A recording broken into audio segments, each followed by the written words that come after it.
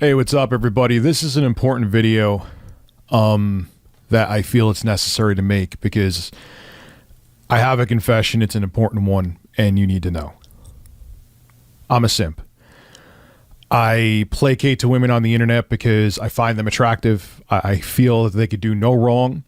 And even when they do wrong, the first thing I'll do is white knight for them, whether it be in a video or on social media. I don't care. I bow before my queens. Or I don't. Oh God, let's get into this video. It's gonna be fun. Skip it up and that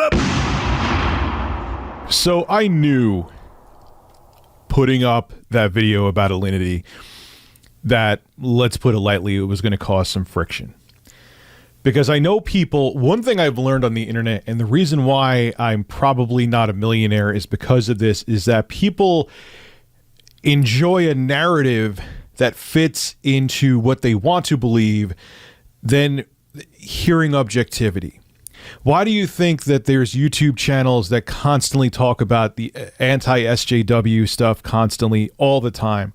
Or there's channels that talk about SJW stuff all the time? And they will never, there's never anything down the middle, is because they want to appease an audience and grow that audience. Because when they do something that maybe there's a liberal YouTube channel that doesn't agree with something that was politically correct and thought people took it too far, they'd be like, those SJWs, I don't agree with them. They would piss off their fan base that wants everything to be pro SJW. Or there's other YouTube channels, and I know you guys know them, that where everything is anti-SJW. If maybe one of the social justice warriors says something that makes sense, if that person who runs that YouTube channel or that news station or whatever the case may be, like, yeah, well, she kind of made some sense there, they would piss off their audience and lose a portion of their audience. I deal with that all the time because people get angry because I don't just stick to one direction. They want me to be totally for something, you goddamn metal straw. They want me to be either totally for something or totally against something. There's no in between. Now, me talking about Alinity and how she had a bad take when it comes to relationships and how I could understand how you could have a bad take, especially when it's live and it may not actually reflect you. Does that mean that I'm exonerating Alinity of every single bad thing she's done? No! No! But with that take, I can be objective. Look, Keemstar can't stand me. Okay, and I'm not a big fan of him, to be quite honest with you. But when I saw H3's video and I saw him picking at the sponsor, I knew exactly what H3 was doing with G Fuel, and I thought it was bullshit. So I called him out on it. Everyone took that as me defending Keemstar. No, Keemstar has done heinous goddamn things and should be called out for them. But it wasn't even that I cared about G Fuel with Keemstar. Look, the guy's a multimillionaire. He'll be A-okay. He'll be A-okay. Maybe he'll have to give up one of his multiple homes that he owns. But your other favorite YouTuber, who never gets involved in drama, who may solely depend on Patreon because they make high production value videos that, even though they get decent views, do not get enough views to self-sustain just on ad revenue. Maybe someone... Say, for example, I make this game, maybe your favorite YouTuber or me makes this Game Boy Color review, and I say something that a Game Boy Color fanboy doesn't like, and I just so happen to be supported on Patreon. I'm not. I'm saying this as an as-if situation.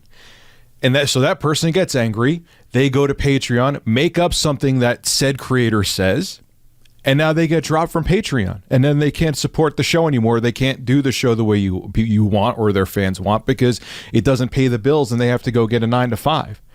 That's what bothered me about the whole thing with Ethan and H3 and Keemstar and the drama and bringing up G Fuel, is that now it made the lemmings realize that you could attack the sponsors, which, even though it was a thing before, now, because you have these big creators doing it, and yes, I know Keemstar has done it too. I've seen where he's talked about getting rid of other people's sponsors.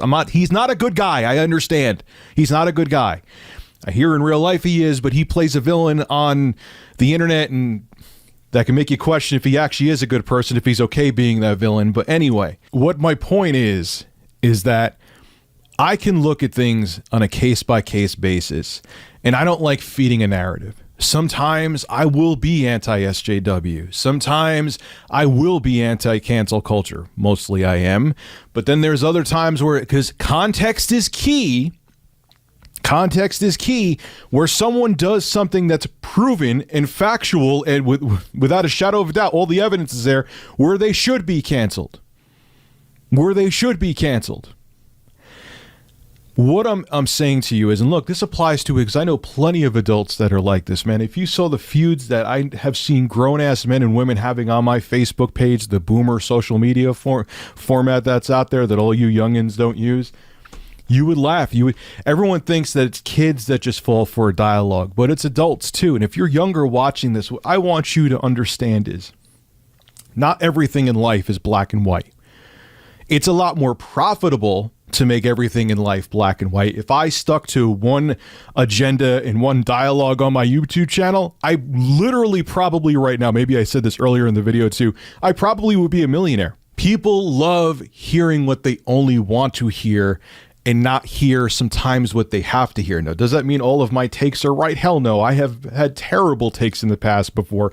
That's part of the reason why I made that Alinity video. I know what it's like to be in her shoes with that. Again, I'm not exonerating the rest of the bad crap she's done, but I understand in that situation what it's like to have a bad take, have it be on the internet, and regret it later and realize that it doesn't really reflect you. But I hope, and maybe this will forever keep me from being a wildly popular channel, is that me being a voice of objectivity, again, doesn't mean everything I say is right, far from it, will be a place that people could go to hear as unbiased an opinion as I can give as possible.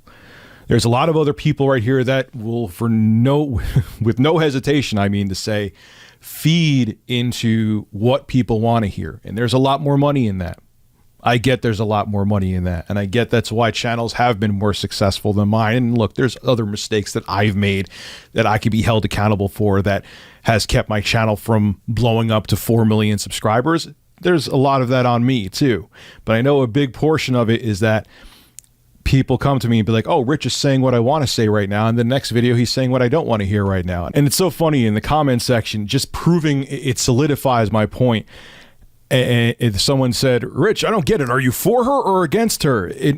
I'm like, why not just look at a case-by-case basis and judge a person on that and not just cast someone as they can do no wrong or everything they do is wrong? Look, I know Alinity has done shady stuff before, and I don't condone any of it. I condemn it.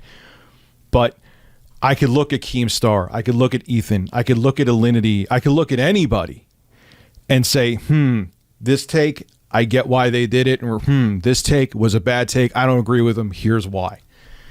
And I'm hoping for the younger portion of my audience, you learn now to look at things objectively and don't just cast your emotions on them and don't actually look at the situation. I know it's hard, and sometimes especially when someone's pissed you off, you want to think everything about them is bad, but that's not how life works. Even though news stations and YouTubers want you to believe otherwise because it's more profitable for them to feed into what you want to hear. This is Rich of Review Tech USA, your favorite simp, signing out. Have a good one. Hey, if you enjoy my content, consider becoming a Review Tech USA member. I'll have a link below in the description. I live stream now on this channel all the time, and it gives you access to cool emoticons to use as well while I live stream. Again, link below in the description. Thank you for your continued support.